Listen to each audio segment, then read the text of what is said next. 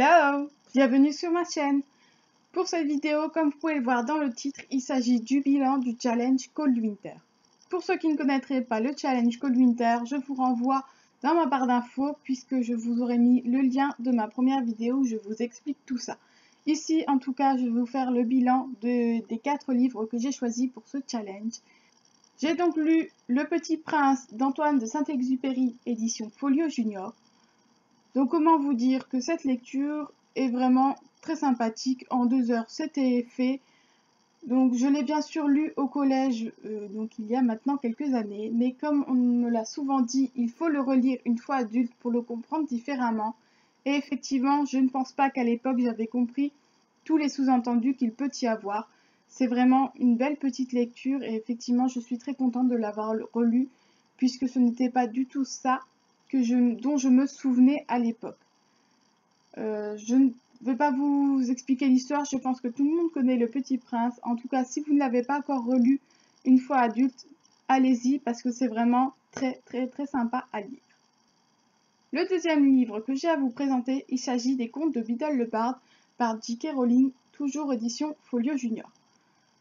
Donc pour ceux qui connaissent Harry Potter, eh bien il s'agit tout simplement d'un petit plus, d'un petit bonus. Alors, en tout cas, je suis super contente, ça fait toujours un petit peu plus de l'univers d'Harry Potter et c'est toujours très sympa quand on est une grande fan. Le troisième livre que j'ai à vous présenter,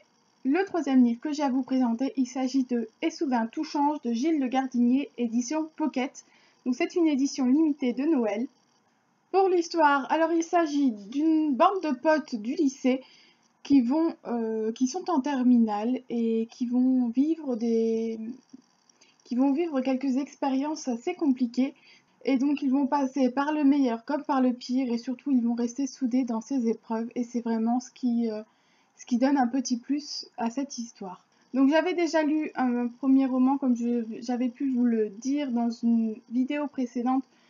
Je voulais donc relire un deuxième roman pour savoir si vraiment Gilles Le Gardinier allait être un des auteurs préférés pour moi et comment vous dire que c'est un gros coup de cœur et qu'effectivement Gilles Le Gardinier a vraiment une plume et des histoires que j'aime énormément puisque il vous fait passer par toutes les émotions, par toute une panel dingue d'émotions, tout ça avec des mots, ce qui pour moi est toujours quelque chose de fascinant quand j'arrive à rire en lisant ou même à pleurer en lisant. Je trouve ça extraordinaire et vraiment là encore vous allez vous régaler si vous aussi vous aimez ça.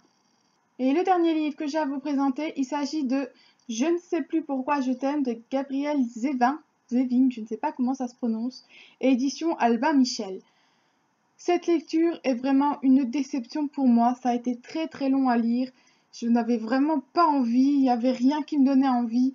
Alors, pour l'histoire, il s'agit de Naomi Porter qui va perdre la mémoire, qui va perdre les 4 dernières années de sa vie et qui va donc essayer de retrouver un petit peu sa vie d'avant et qui va se poser énormément de questions sur la personne qu'elle est réellement aujourd'hui et sur son futur.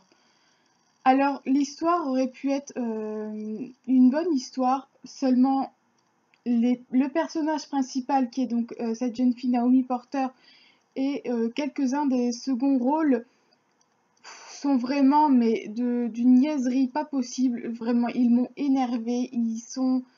Bon, ok, c'est des adolescents, ils peuvent pas tout savoir, mais franchement, ils sont lourds. Peut-être que je suis devenue un peu trop grande pour ce genre de livre, peut-être que collège, début du lycée, cela pourrait convenir. Enfin, dès le début, on voit venir un peu les événements et vraiment les personnages ont des réactions qui ne me plaisent absolument pas et qui m'énervent beaucoup.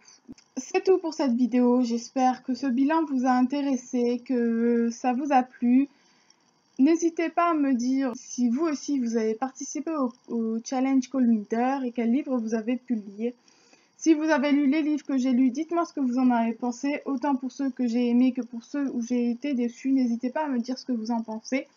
Et n'hésitez pas à mettre un petit pouce si ça vous a plu et à vous abonner pour voir de nouvelles vidéos. À bientôt!